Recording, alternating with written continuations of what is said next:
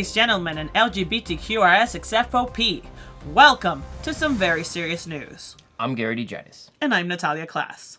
It's time to get serious. But first, let's keep in mind that what you're about to watch is 100% real. Our first story today is about a cat who put the fun in funeral.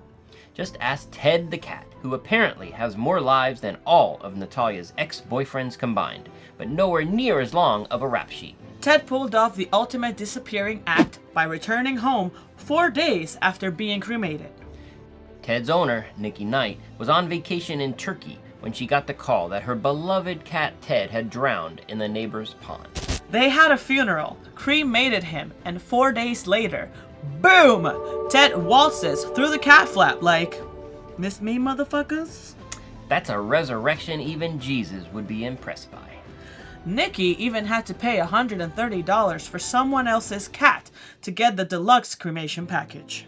The urn was labeled Not Dead Ted, which sounds like the weirdest band name ever. Somewhere out there, another family is mourning a cat that didn't die. Folks, please check your pet's pulse before booking a cremation. From a cat that jumped the bunk to frogs that can pump your junk, our next story takes us to Peru, where authorities seized hundreds of endangered frogs being trafficked to make Andean Viagra. Because when regular Viagra isn't cutting it, you kill a frog to get a raging boner. They call it the Viagra of the Incas, because nothing says date night like a stroll through Machu Picchu and frog smoothies. And these weren't just any frogs, folks. We're talking the Lake Titicaca frog, which has seen its population drop by 80% in the last 15 years. I wonder why. Horny Peruvians.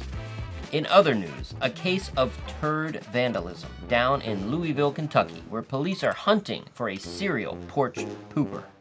This guy hit the same porch multiple times in the past few weeks. And no, he is not delivering Amazon packages.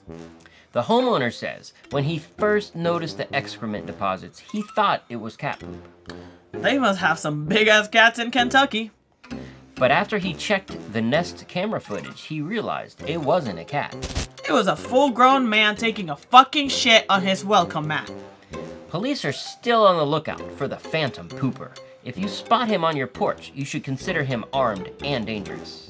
And you better hope he didn't have cheap Mexican food for dinner.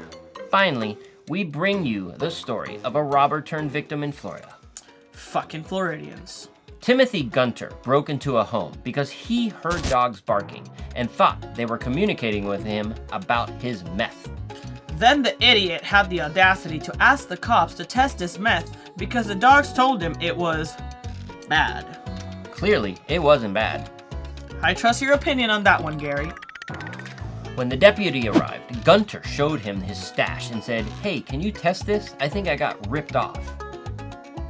Gunter's now behind bars on an $18,000 bond, proving once again that the real crime isn't burglary or the meth. It's expecting law enforcement to quality check your drugs. Good customer service really is hard to find. That's all for the very serious news we have for you tonight. Remember, the world is a weird place, and we're just here to make some fun of it. Stay sane out there, and remember, keep your cats alive. Keep frogs away from your dick.